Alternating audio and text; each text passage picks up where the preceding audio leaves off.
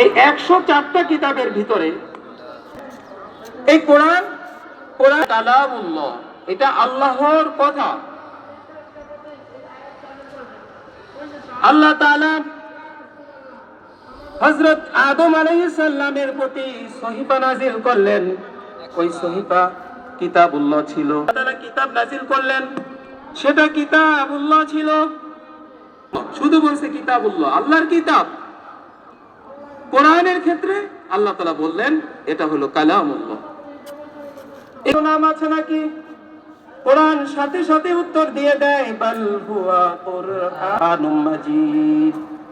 আল্লাহর দেওয়া নাম হলো কুরআনুল কারীম। এগুলো মানুষের বানানো। তাহলে লৌহে মাহফুজ নামে একটা ঘর আছে। লৌহে মাহফুজ আমার বাড়ি। এরপরে